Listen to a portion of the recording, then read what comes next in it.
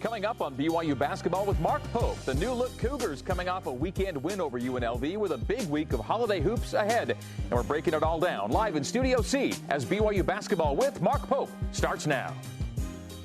This is BYU basketball with Mark Pope, presented by Siegfried and Jensen. And now, your host, the voice of the Cougars, Greg Wrubell.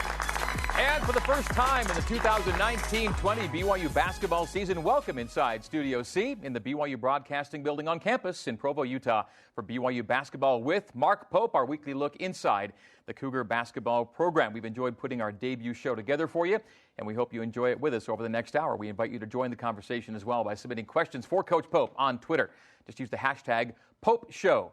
You can also get questions in on the BYUtv Sports Facebook and Instagram accounts. Coming up on tonight's debut edition, we recap the season to this point for the Cougs. We include Saturday's win against UNLV. We go inside BYU hoops, looking back at the Cougars' run in the Maui Invitational. We preview this week's games with Nevada and Utah State. We go in-depth on Deep Blue with Alex Barcelo. We visit with our special in-studio guest, TJ Haas. We tip off tonight's show by saying hello to the head coach of the Cougars, Mark Pope. Coach Pope, good to see you. Thanks, brother. Great to see you. Good to have you back. And what do you think of the set, first of all? The set is amazing, okay? I just came straight from media press conference, our pregame press conference, and I've got to know those guys, and they're like, are you really going to go do this coach's show for an hour? They know that I'm going to get myself fired. That's what we do. They know that I am very unfiltered, and so let's get it on, brother. We're going to get through at least 1 week, I hope, before that happens. We're already about a third of the way into the BYU basketball season, which gave us enough time to put together some good content for tonight's show and time enough for BYU as well to pick up some nice wins. And, well, first of all, you know, it's great to have you here doing the show, of course, and it is kind of crazy that so much has already happened, right, that we get to talk about. Yeah, I mean, what an unbelievable start to the season. In terms of just the schedule, right? The teams have got to play and watch these guys grow as a team and come together as a unit and probably exceed anybody's expectations in terms of what they accomplished in the first 9 games before we got Yoli back. And the team has grown so much, and we played great teams and you know, long-lasting wins. So it was great. After only a short period of time, you've had some amazing highs already, though, haven't you? Yeah. You know, you go down this list of moments. For me personally, just you know, the Cal State Fullerton game, just to walk out on the court for the first time with this crew, with this unit together, was pretty exciting. And the fact that we were able to win that game was nice. But then you have those marquee wins at Houston, was such a huge game, and guys really accomplished something that people didn't think they could do. And then, you know, going to Maui and the 2 wins against Virginia Tech and UCLA were such marquee wins. And then we're gonna keep going. This UNLV game we just had was huge, and we got huge games ahead of us. There's no time to breathe, and that's what makes this season so fun. Let's get to just a few days ago in downtown Salt Lake City and that renewal of the old Mountain West Conference rivalry with the Runnin' Rebels of UNLV. Let's look back at the highlights from just over the weekend in downtown Salt Lake. Highlights and stats presented by Intermountain Healthcare. There we are, Vivint Smart Home Arena, and BYU's had some good success in that building, and it was a successful start to the game for you guys, Coach. How big time is that pass by Yoli Childs to start the game? Like, his interest right now in just making a simple pass and making it really quick is extraordinary. There's another great pass head with Kobe Lee, of all people, sprinting down the floor to get to the left-handed layup. Just really, really impressed with how our guys have kind of grown into their transition offensive game. And right now, where we have 3 and 4 guys that can actually push it off the bounce and pass head, and these guys are sharing the ball in transition so well, it's been really fun to watch, and hopefully it's an area of the game where we can keep growing. We've made unbelievable strides to start the season. And this was the Connor Harding show portion of the highlights as Connor got going from deep in this one. You watch these shots. Look how he's owning every shot. Like, he's not going anywhere. He's holding his follow-through. He's not moving. He's owning every single shot. And it's part of the reason why he's shooting so well, you know. And he doesn't always shoot well. He didn't shoot well at Utah, but he owned every shot there too. And as long as he keeps that as his marker, he's going to continue to be an extraordinary three-point shooter. I think he's at 48% right now, and he's shot the ball extraordinarily well. Yoli came back off the cramps at Utah. We saw him throwing it down, and then Alex Barcelo helps you get to halftime with a real nice lead. Second half, and it was more than just Dalton Nixon, but Dalton had a huge game after halftime. Yeah, you know, you can't overstate the contributions Dalton Nixon's made, and we talked about this a lot. You know, there's Jake Toolson in one of his very few isolation plays. You talk about Dalton. I mean, what he's done in this first 11 games, and then after 9 games having an epic run and me going to him and saying, hey, Dalt, I got to actually bring you out of the starting lineup as a senior. I'm going to bring you off the bench.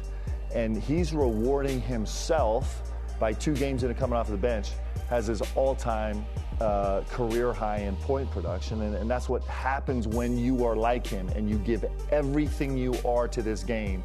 You don't hold it back any personal agendas. Great things happen, and he's in the middle of an unbelievable season right now.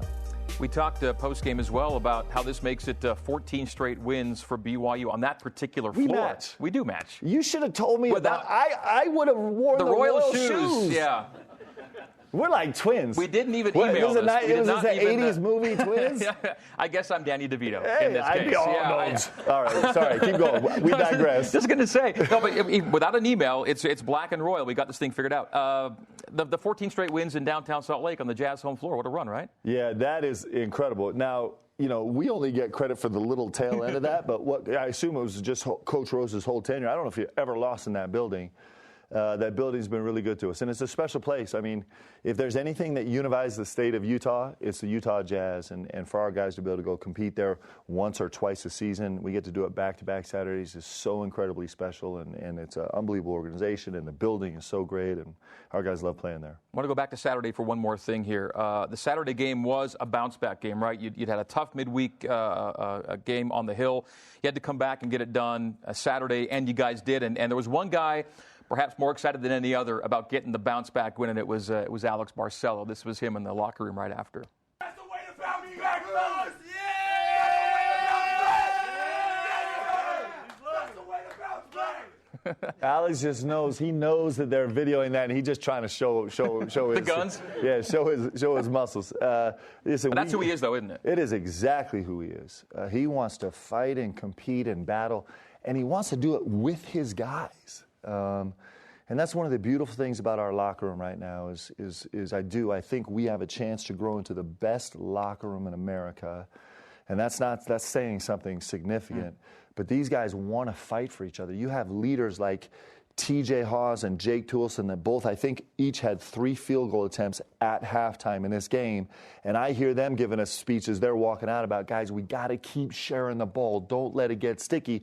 And these are guys that are, that have every reason in the world to feel like, hey, we should be getting more shots in the half than that, but they just want to win. Alex Barcelo wants to win. Yoli Childs has come back, and, I mean, how generous and giving was he on the floor on Saturday? And so, the longer we can kind of keep that and build on that, we become a more and more dangerous team, and it's pretty fun. Listening to TJ Otzelberger, head coach of the Rebels, and his players after the game, they were speaking so much about basically chasing you guys around. It wasn't just that you're good shooters, and they said that, but he said the ball movement was such that we were just kept trying to play catch-up all day. Yeah, and that started it started on the defensive end, first of all. And we were able to get into transition a lot in that game, and guys were so generous with the game. Long-time head coach for San Antonio Spurs, Greg Popovich, we actually call it the pop rule, and it's kind of his rule. And it's a rule where you don't hold the ball for more than 0.5 seconds before you've made a decision. Now, that decision might be to rip it and drive. The decision might be to pass it on. It might be to shoot it. But our guys, we talk about the pop rule every day. And you have to be really mentally engaged in the game. So you can't watch an action on the weak side and then have the ball coming to you and then see the play. As the actions happen on the weak side, you have to be kind of reading the rotation of the defense. So when the ball hits hands, you already have an idea of how you're going to attack. We did that really beautifully in transition in this game. And that's a skill that you have to keep growing and honing and growing and honing. And if we can, it'll bode well for us on the offensive end of the floor. The big storyline over the last week or so is, of course, the return of Yoli Childs to your lineup. So he's 2 games in, right? In one of them, he has a huge scoring game, even with an injury late, and then in the other, he has a double-double. Yeah. I mean, come on. He's really talented. You have guys like Yoli, and you think, oh, this guy makes me look like a really smart coach. He's an extraordinary talent, and I've said this for the last 6 months, but even more so than being a talented player, he's one of the most extraordinary human beings that I've ever met, who plays with integrity. And right now, he came back here and turned down a lot to come back here because he is a growth mindset guy. he believes he can get better. And he wants to search every nook and cranny of his game to try and grow his game, not only to do something really special here, but to have a chance to go on and play for a long time. And he's certainly working in that direction. And his offensive game the last two games has been like out of this world. It's just come really easy to him. He's been really smart, and he's made the simple play over and over and over again, and it's been extraordinary to watch. If there's an area or areas you and he wanted to see him get better in, what might they be already? Well, I love his versatility on the offensive end. He had a couple possessions against UNLV where he pushed the ball in transition. We're hoping to see more and more and more. That makes us really, really hard to guard.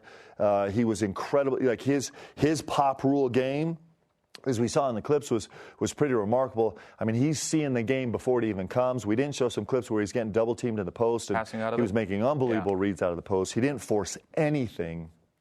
And that's why he ends the game with 13 assist opportunities, which is a remarkable number. And that type of growth on the offensive end is really spectacular.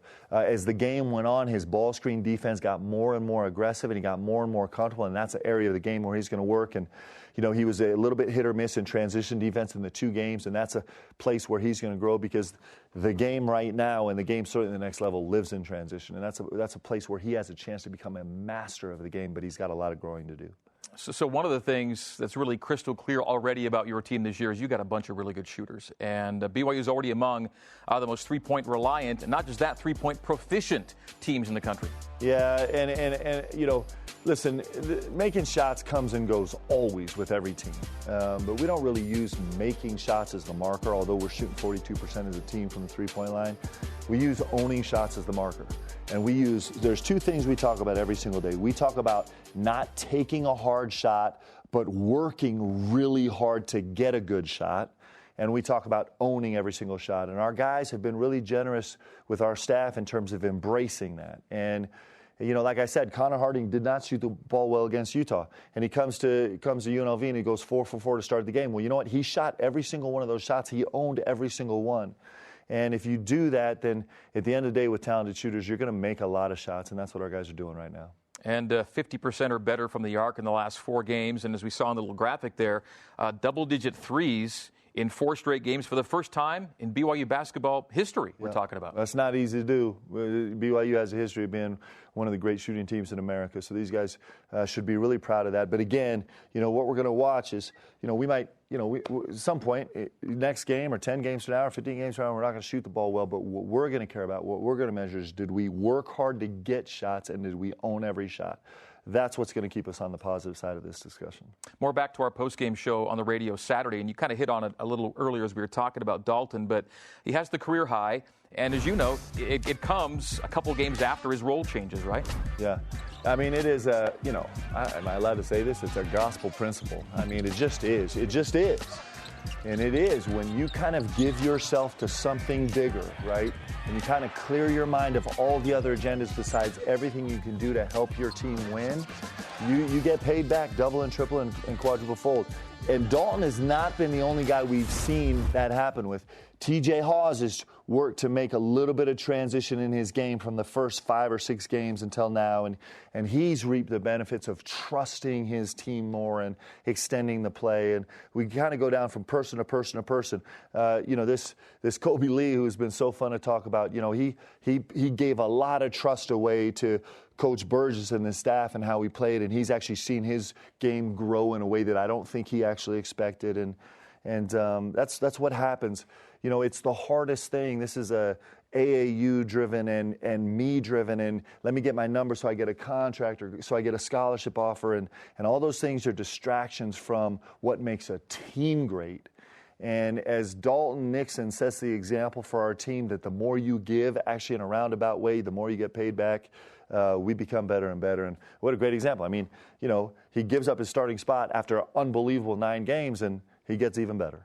We showed our viewers Dalton's three-point number this year, which is at 48%. It was in the teens over the previous 3 seasons combined. You go back to his Orem High School days, though, and he was a good. This is not something out of nowhere. He'd been a good three-point shooter. No, he's a terrific shooter. He's just getting a little cocky right now. So in practice now, he's shooting up and then closing his eyes and running back. I'm like, Dalt, bro, let's hang in there, own the shot. You know, he's such a great guy, and he's such a leader on the team. He's been fantastic. Well, we are one segment in, and you're still employed. This is good. We're going to take a break. Each week on the show, we're going into a few X's and O's and taking a closer look at a few plays from recent games. We do it with an assist from our own Jerem Jordan of Sports Nation fame. This week, Nick Robinson taking us inside the film room. Okay, Nick, let's roll it back to Wednesday, BYU-Utah. Certainly a tough loss in overtime there, but let's start with Yoli Child. So first game back, he's missed 9. And, of course, you wanted him to take a 3. And, of course, the plan was to make the first 3 threes, right? Yeah, he was really excited about the opportunity to get back on the court, and for it to be against Utah was really special for him. And, you know, he came out with a lot of confidence, as well as the rest of our guys, and we got off to a great start. You know, this first clip, we see that we wanted to get good ball movements, right, throughout the night. We felt like we got that. Want to take a look at Yoli in the post. They guarded it pretty well, right? Jake's been really good off of ball screens. And we run this back a little bit. You know, Yoli's been doing a good job of really trying to be on balance, right, with his catches, with his shots from the perimeter. And we see he gets that, and the first one went down for him. So that was a wild performance, and he leaves the game, and things kind of change after that. But 29 in limited minutes was unbelievable. Yeah, well, I think he would attest to this as well, that, you know, the emphasis that, you know, Coach Pope has had with all of our guys is to move the ball and find the right shot. You can watch the entire version of the film room on the BYUtv Sports YouTube channel. For your day-to-day Cougar Sports play-by-play, watch BYU Sports Nation with Spencer Linton and Jerem Jordan, weekdays noon Eastern on BYUtv and BYU Radio. After the break, Inside BYU Hoops looks back on the Cougars' trip to Hawaii, and we preview the big week of games against Mountain West foes Nevada and Utah State. This is BYU Basketball with Mark Pope.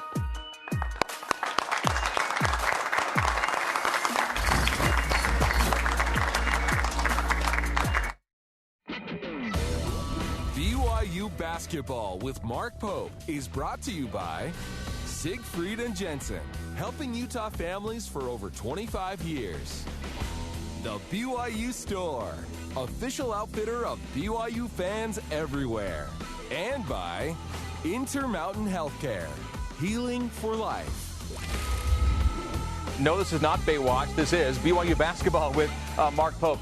The Cougars hosting Nevada tomorrow night on ESPNU and BYU Radio. 9 Eastern, 6 Pacific. Pregame on the radio begins 1 hour before tip. Then Saturday, Cougars hosting Utah State. We say hosting will be in Salt Lake City at 8 Eastern, 5 Pacific, BYUtv and BYU Radio. And again, radio pregame begins 1 hour before tip. Well, 2 weeks ago tonight, the BYU Cougars were getting ready to open play in the 2019 Maui Invitational. For Coach Pope's team, it was a great week and a great tourney as the Cougs got to the winner's bracket and took third place. Here now, we look back at a few days in paradise on this week's edition of Inside BYU Hoops.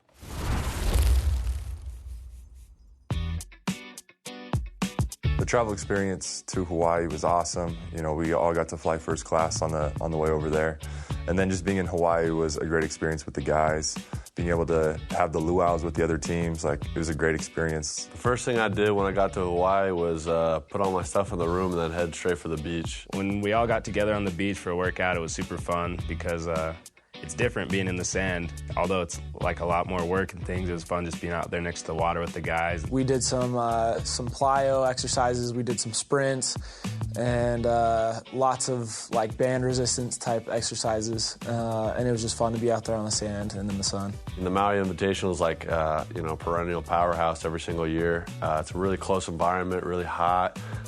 You always have the best teams. Playing those teams that we did out in Maui was a real big confidence booster for us. We realized that we can stack up and even beat and compete with any team in America. It's a challenge, but it's also just an absolute blessing to be able to play in it and prove ourselves against the best competition. One of the biggest things that stood out in the games that we had in Hawaii was the physicality of teams like UCLA and Kansas.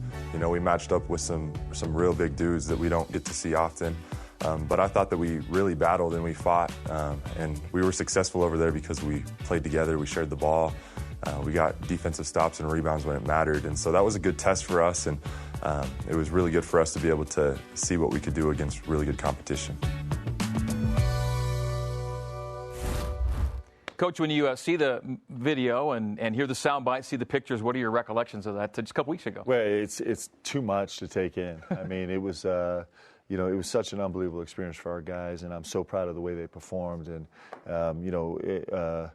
you get a chance to go to that tournament, which is really the marquee MTE in all of college basketball, and to have You say MTE, it's a multi-team event, right? Yeah, so you get to play one of those a year, and to go do it with all the history there and the great teams, the marquee teams, the top-ranked teams there, and for our guys to go compete at such a high level and do it together. For me, like, all those pictures are great, but it was the basketball that was so extraordinary to me. It's what we live for, and our guys really stepped up and made unbelievable progress and accomplished great things there. You play to get to the winner's bracket. You did that on night one. Beat UCLA, really strong second-half surge. You get to the right side of the bracket. Then you want to finish it off the right way, and you did by beating a really good Virginia Tech team that had beaten Michigan State earlier in the week. Yeah, it was fun because we're watching Michigan State play. We're on the bus actually going out to Salt Lake before our UNLV game, and the night before, and we're watching Virginia Tech beating down Duke for 33 minutes of that game. And there are great teams out there and great coaches. For me personally, the chance to be there with Bill Self and Tom Izzo and Mike Young and Tom Crean and every single one of these great coaches out there, and they put us together for a lot of things, and kind of just sit and listen to conversations and see if I can get a little smarter. That was a treat too. And we're so grateful for generous donors and BYU for allowing us to travel out there in such good style, and that was a big part in us being able to compete well also. So on the last day of play over in Maui, you get the nightcap, you get the final game.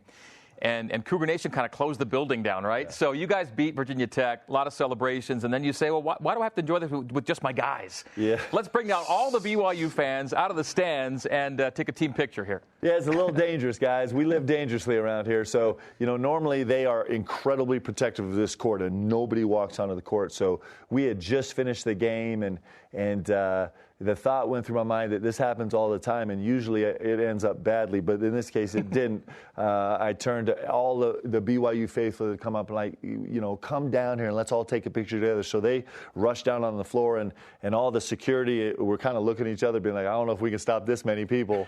And we got a chance to take some pictures. But, we talk about this all the time. Right now, our players and our staff, we have an opportunity to be at a place that there is nowhere else that is like BYU. In terms of the support that we get, in terms of wherever we go, there are people that, their heart and soul cares about BYU winning.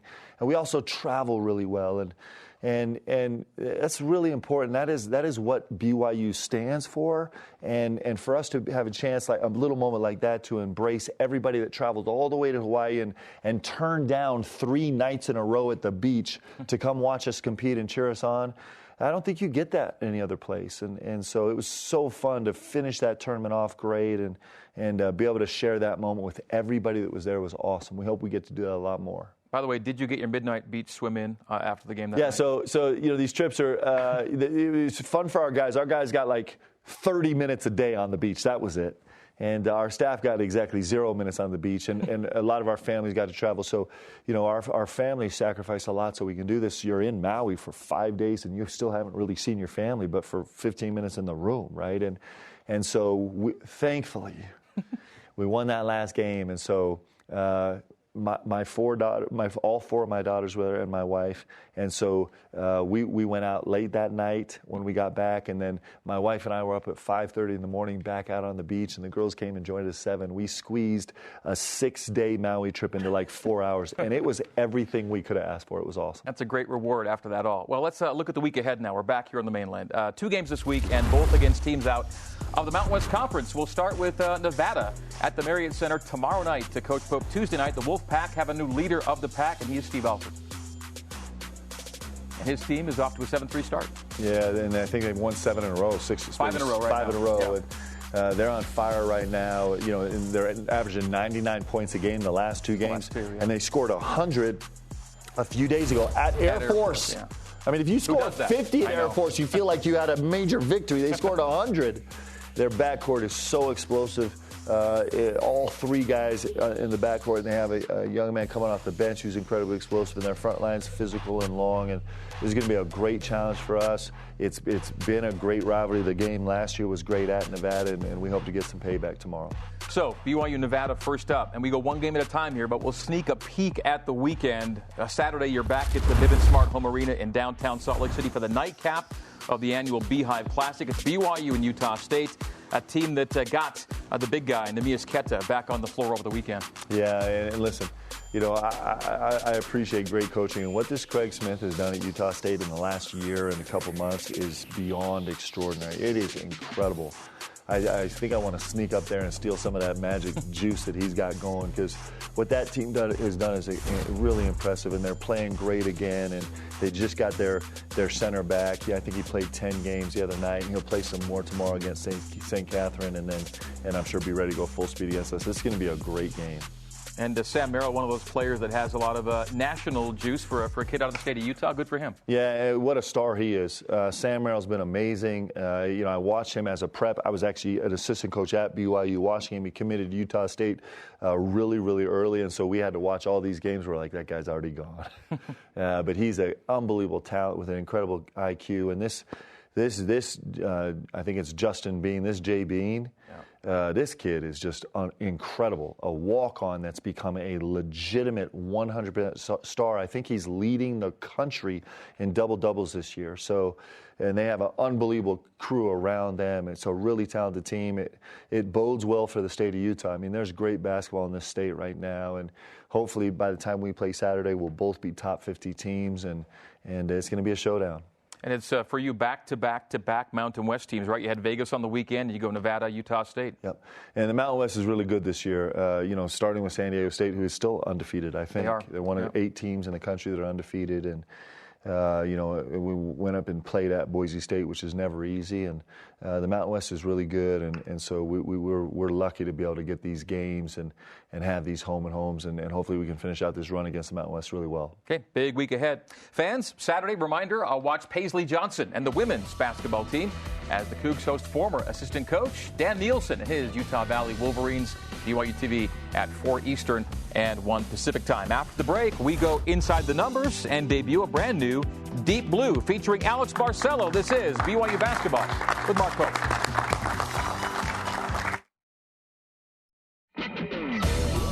BYU Basketball with Mark Pope is brought to you by Siegfried and Jensen, helping Utah families for over 25 years.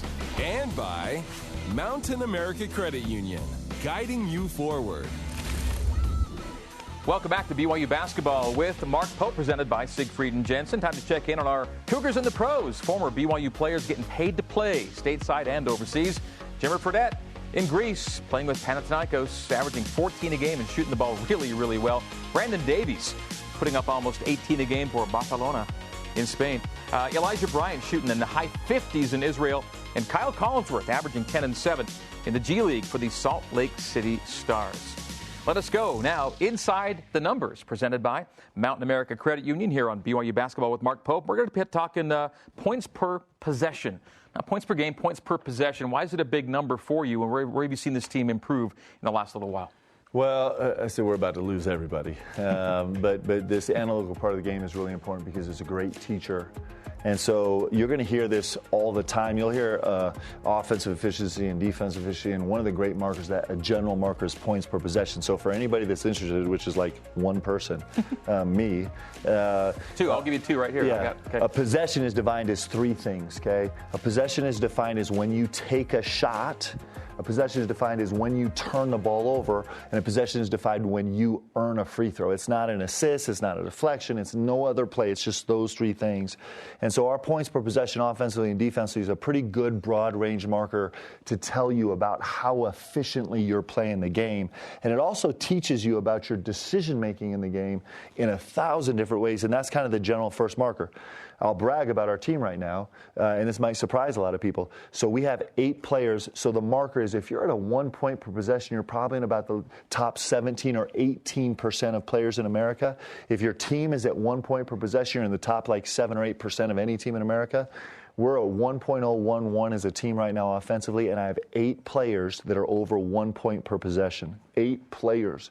That's incredible, especially when you think that the 2 main players that are not above a 1.0 possession are TJ Haws and Jake Toolson. And that just speaks to our offensive efficiency. It's been one of the great weapons on our team, and it's part of the reason why the guys are playing so well. All right, that is Inside the Numbers. Wake up. And you all you guys have started snoozing. Please wake up. All right, it is a weekly feature we introduced during the football season. We get to know BYU players on a more meaningful level with a more profound look at their lives. We call it Deep Blue. And today, we get better acquainted with guard Alex Barcelo and his journey to Provo.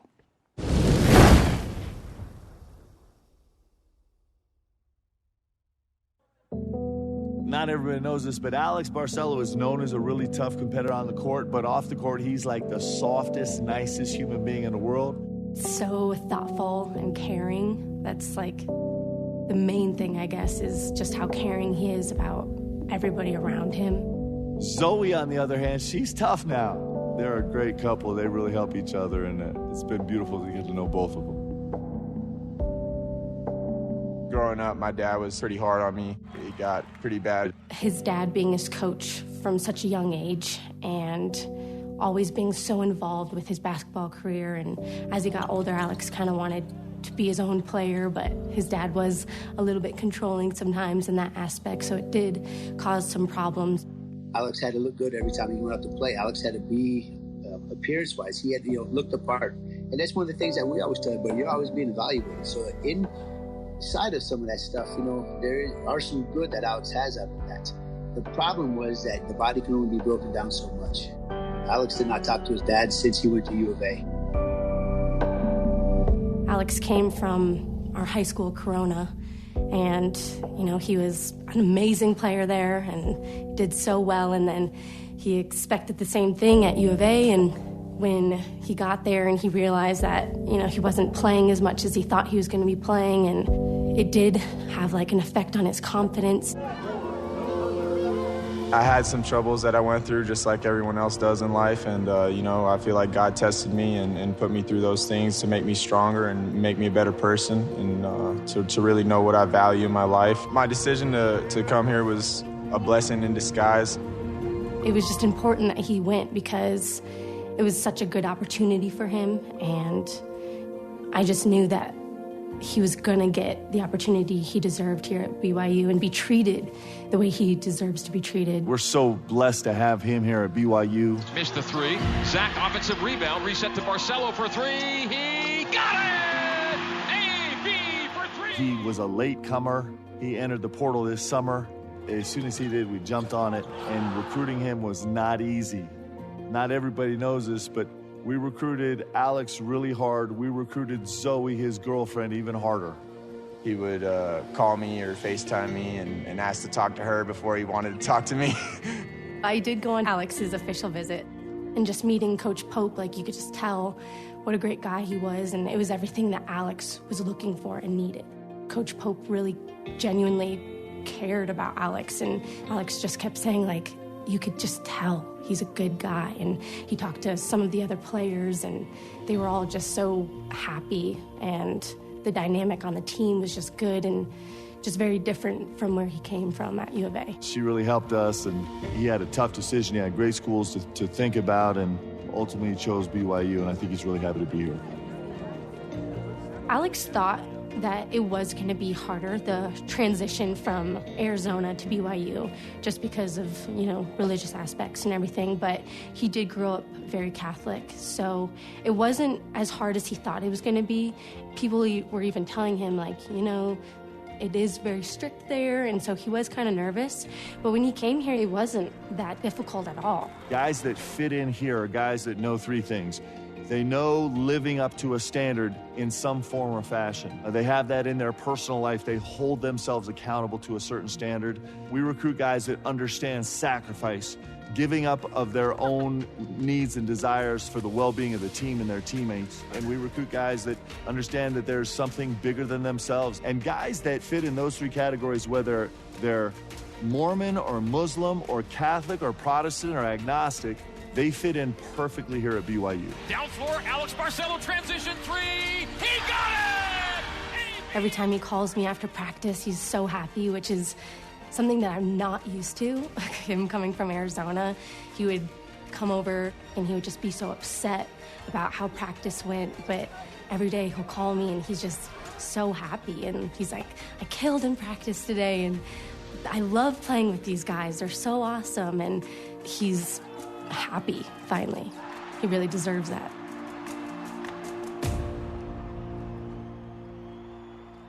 Well, we get a pretty good sense of how fortunate Alex feels to be part of the BYU family. And Coach Pope, the BYU family's fortunate to have this guy. Man, it scares me to think where we would be without him right now. He's been such a hugely important part of this puzzle, and he's been such a buoy to our backcourt. He's made such a difference for TJ and such a difference for Jake, and helped us defensively so much. And that's all on the floor.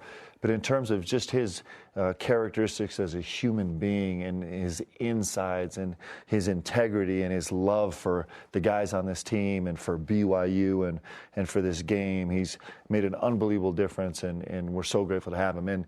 And you know, come on, this Zoe is unbelievable also. And you just watch them communicate with each other as they were going through this really, really tough time.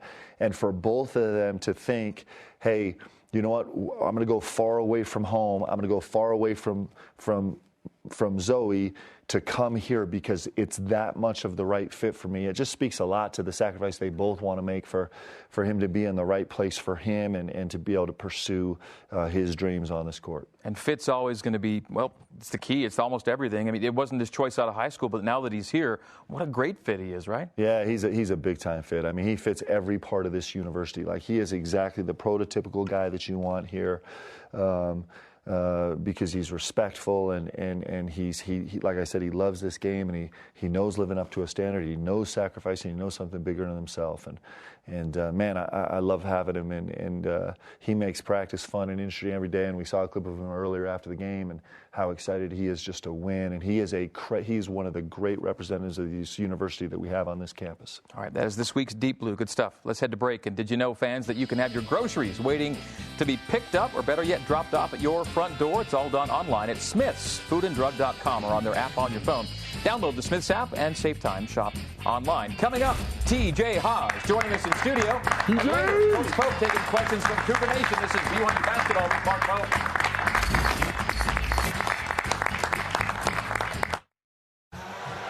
Yeah. TJ again.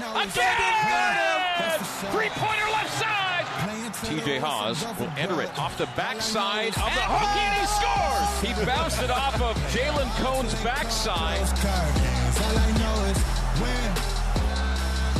TJ Haas against Grimes. Final seconds falling away. Oh, off the bounce. BYU wins it. Come on. All right, welcome back to BYU Basketball with Mark Pope. Well, this is true. This is a true thing. Every BYU basketball game over the last 4 seasons has started the same way, with TJ Haas in the starting lineup. And tonight, he is our first guest of the season in his final season as a BYU Hoopster. Please say hello to TJ Haas. TJ, good to see you again. Thank you. Good to see you. Let's start with the most recent thing. First up, great win for the guys Saturday against UNLV. How important was it to just play that well and that way when you're trying to bounce back? You know, it was huge for us, and you know, I think this team, you know, we've had our challenges so far, but you know, I think when hard things have come, we've really bounced back and really come together as a team, and you know, I think that showed Saturday. And we played really. Everyone contributed. Everyone played really well together. And you know, those games are the most fun to win when you know everyone's playing together. Everyone's having a lot of fun. We just got finished watching a produced feature about Alex Barcelo. We saw a lot with Zoe, his girlfriend. Significant others play a pretty large role in players' lives. Let us know who you brought here tonight. Today I brought my wife, Lauren. And Lauren. And she's carrying our son, our future son, that's coming in about 2 months. So we're very excited. All right, so yeah, it'll be a little your own kind of version of March Madness with a newborn, right? Absolutely. You're expecting in February then? Is that right? Yeah, first week of February. So listen, TJ and Lauren are like the two most perfect human beings I know on this planet.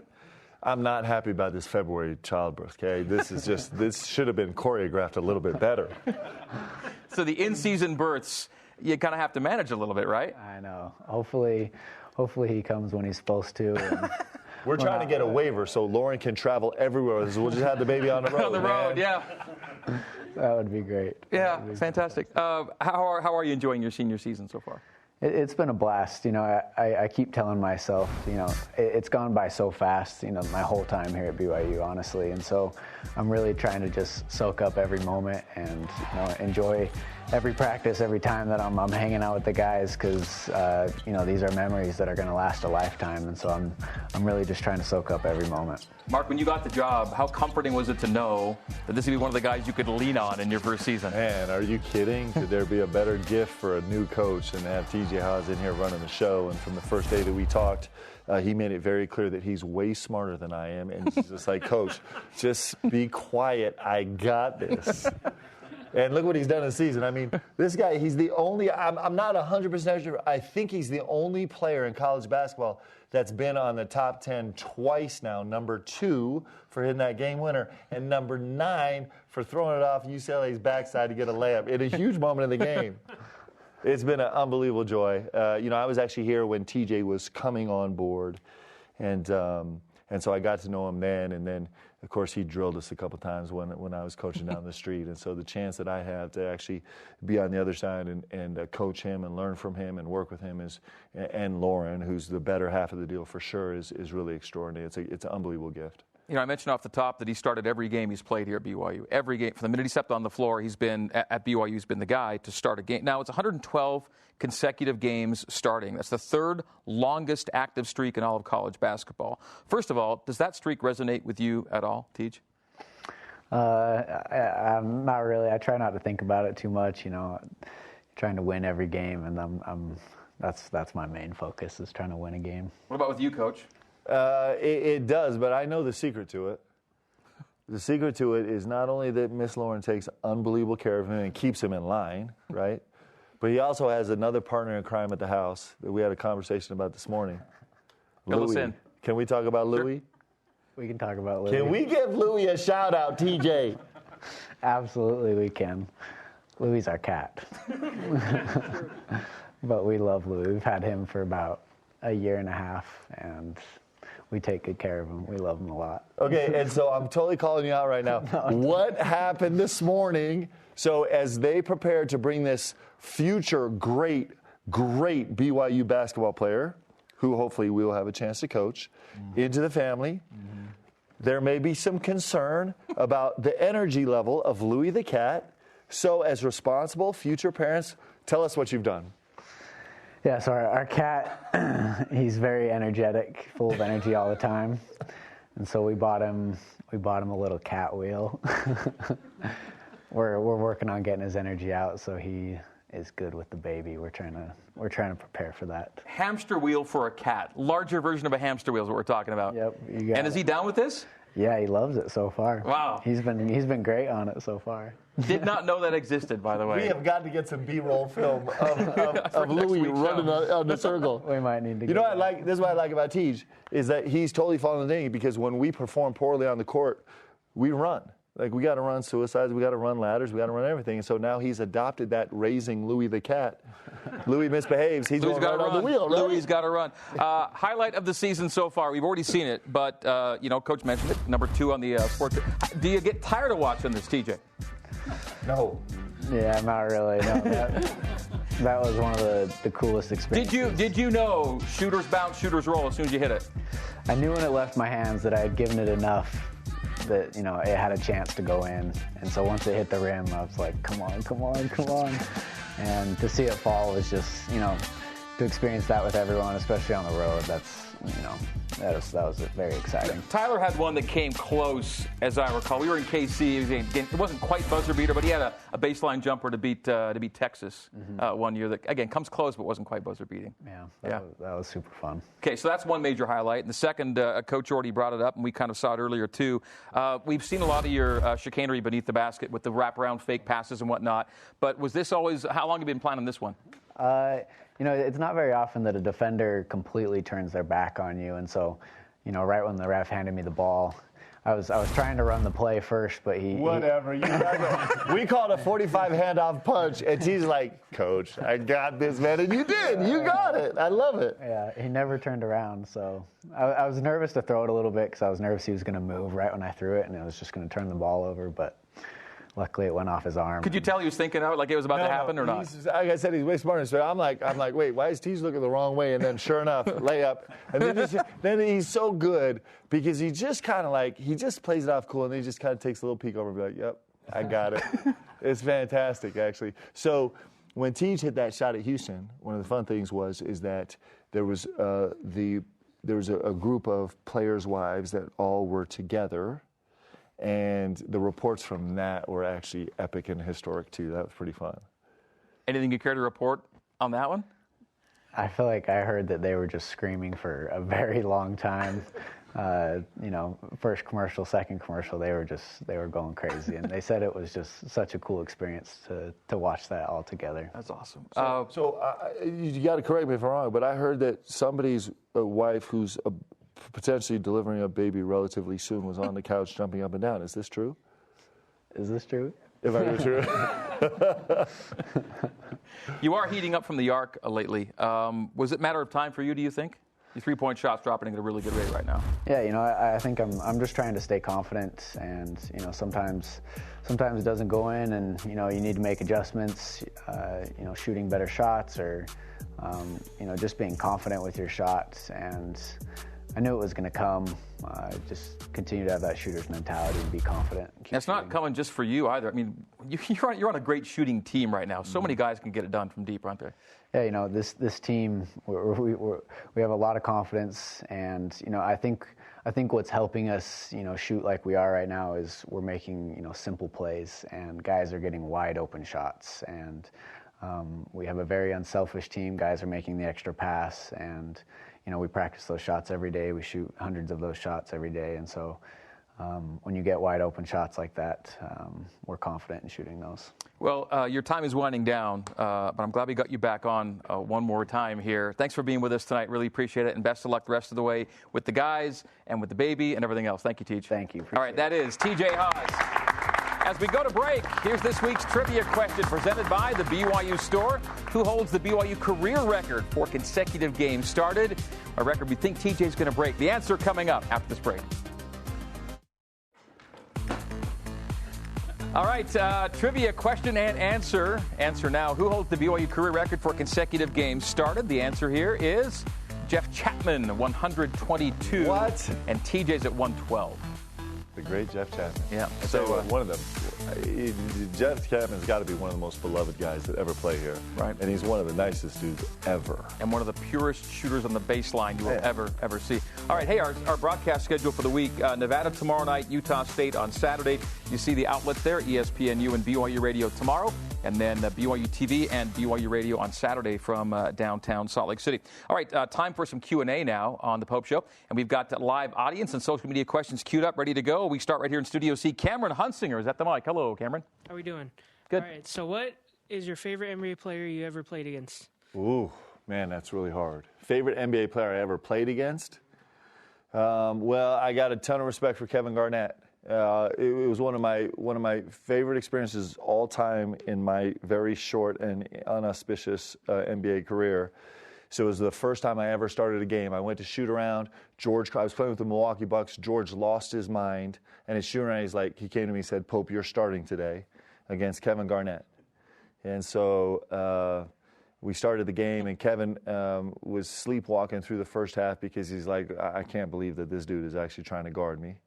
And had some modicum of success, and then in the third end of the third quarter, and the beginning of the fourth quarter, Kevin started turning on. We got tangled up. He got teed up, which was a great victory for me. And then he went on to score, I think, 8 straight points and win the game. There it is. Thanks, Cameron. That was it. We got to be quick on this one, but this next question from social media references something we saw and heard after the Utah game last week.